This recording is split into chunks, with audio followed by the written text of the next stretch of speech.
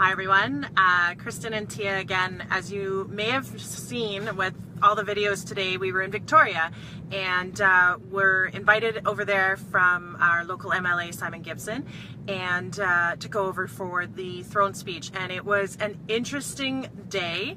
We wanted to touch base with you as we're on the ferry home right now.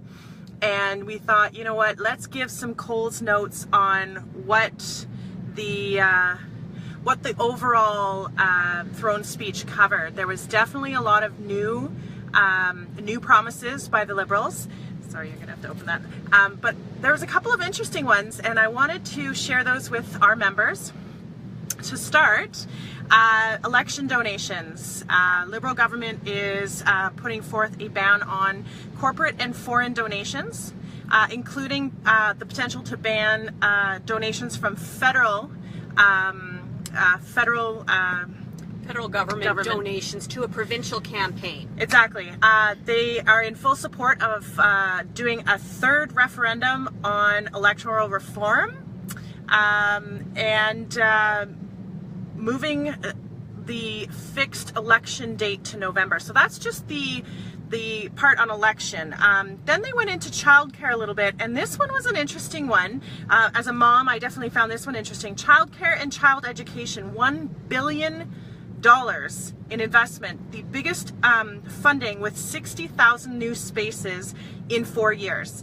So they're promising $1 billion in child care and child education, including $10 million in grants and bursaries for ECE training. So that was an interesting one today for sure.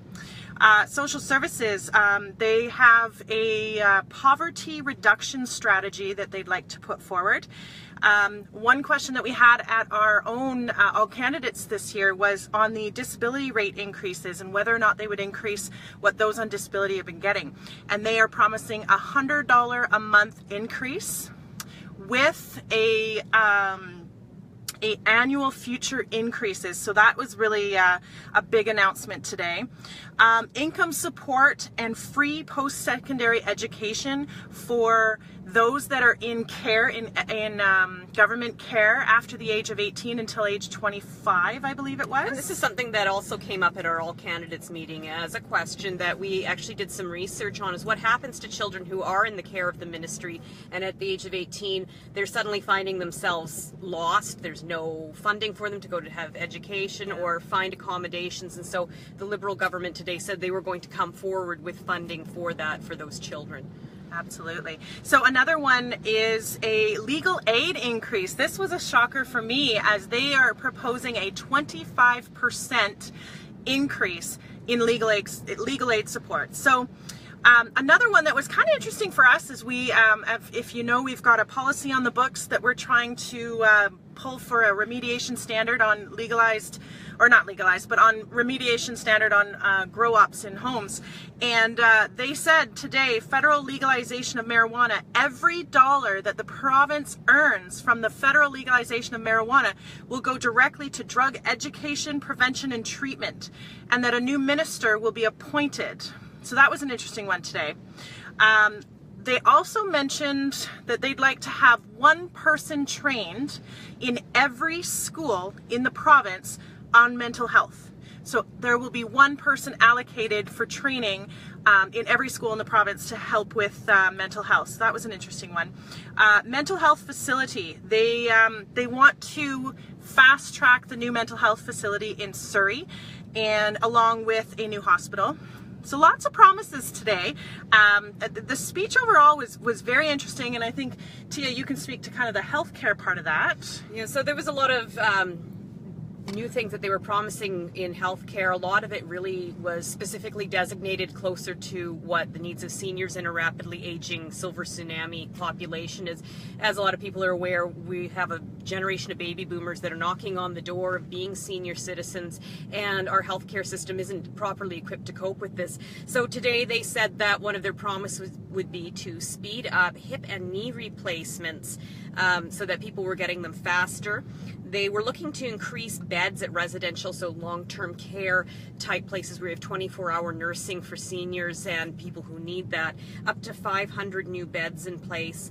For people who are trying to live at home independently, they were going to be giving double renovation credits to people who are going to modify their homes in order to make them more livable for people with disabilities or seniors who require that.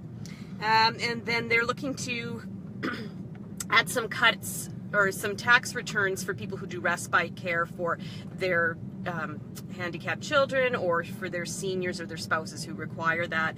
They're also looking at cutting MSP for households by about 50% with an eye to eradicate it eventually, and that's something that all of the parties are unanimous about. That wasn't specific to Liberal. All of them are in agreement that we should not be doing MSP, so that is coming now back to the books.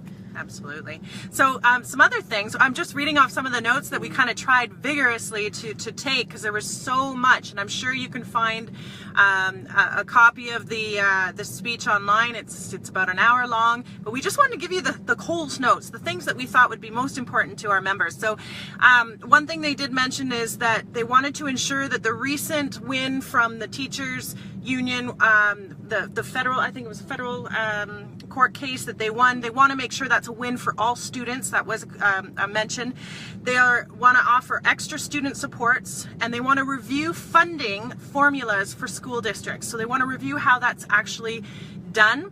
They want to convene the Royal Commission in Education. This hasn't been done in 30 plus years. So this is big. And one that really hit close to home, because I know there's a lot of schools that are fundraising right now.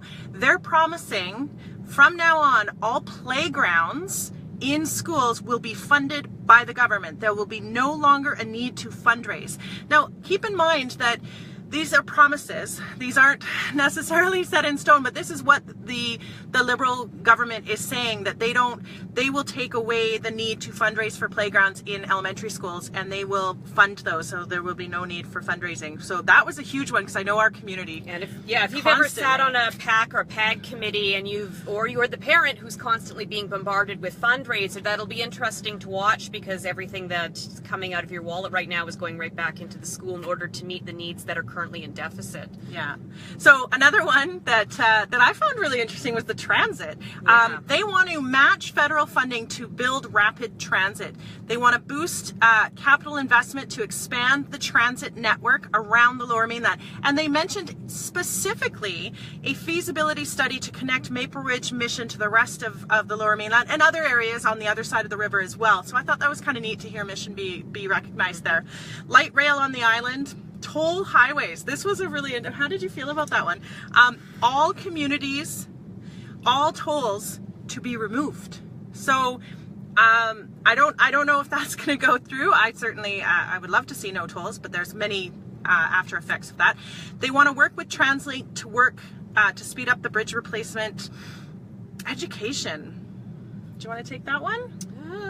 Let's see. So they're looking to boost funding to education with a specific increase in more of the science, engineering, and tech things. Again, this is interesting to us because this is something that actually Mission Regional Chamber has been discussing, and when we were going off to our BC Chamber and stuff like that, supporting things that were initiatives towards robotics and tech training very specifically. So that's something they've got.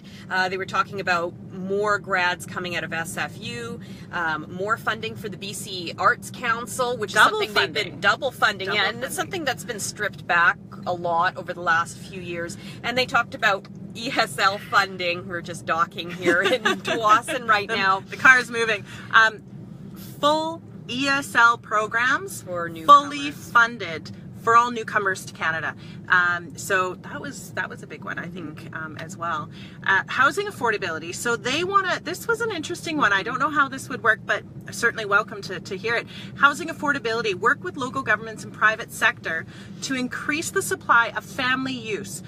So they want to work towards, and this is their promise, 50,000 units that are rent to own. Program, I guess, focused on the middle class. Right. So people like, you and I who might want to get in there and not have a down payment, you could potentially do a rent to own program with the government, which should be something new and different than what they've already got going on. Yeah, I'm not sure how that would work, but who knows? They also mentioned a double rural economic dividend. Mining, they may not directly affected in our own community, but certainly in others, including your own hometown. Yeah. 8 new mines by 2022 and 18 million for mining oversight. So that was that kind of area. So food security, they want to double, and I think this does go to mission as well, because we did our 100-mile diet, and there's definitely a lot of shop local, grow local in Mission, and they want to do a double the investment in grow local programs. So I think that would be great. I'd love to see more grow local programs. So they're doubling their investment. This one makes us laugh. We don't quite know how this one's supposed to work, but all land lost from Site C to be replaced by land in other parts of the province. Now, I'm not sure what that means. So the way it reads when you listen to it during the speech is that any of the land they've appropriated for the building of the Site C dam that was arable and fertile land that could be used for farming, they're going to replace it with our land somewhere else in the province. Yeah, I guess release some other Crown land is my assumption to that, but that is open up more ALR. I don't know. They Possibly. didn't elaborate, so it'll be interesting to see how that works. I'm picturing a magic wand and going bippity boppity boo, poof, here's some extra land for you. But we'll see what that actually comes that out would be. looking I mean, like. it's a great idea for sure. We have a new cabinet minister that representing First Nations. Yeah, and that's a really cool thing. Ellis Ross of the Haisla First Nation in Kitimat, BC. He is the cabinet minister. He's specifically supposed to be looking after LNG interests in the province, and so that's my hometown, and I was very excited to see him sitting there today, so that was awesome. Yeah, absolutely. Another one, and I don't know a lot about this subject, but the government has a goal to reduce their greenhouse gas emissions, with their target currently is at 2050. But they have a plan in place that can reduce that target by 15 years to bring it down to 2035. They're investing $50 million to fund towards vehicle charging and tech side of that. Electrical car programming to have more green initiatives. Yeah, raising carbon tax. They have a suggestion or a plan to raise carbon tax by $5 per ton per year.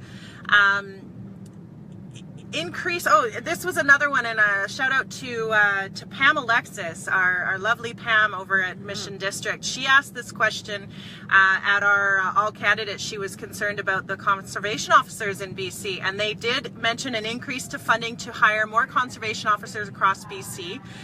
And another exciting one, add $50 million over 5 years to the parks budget, including a new youth rangers program, that's an amazing idea. Yeah, so what they're saying is during the high level camping season, I believe it was like May through September, they would have all of these trained students who are able to act as junior rangers in those parks during the summer as summer students. So that's interesting, because we also talked about summer jobs for students and training initiatives quite recently as well.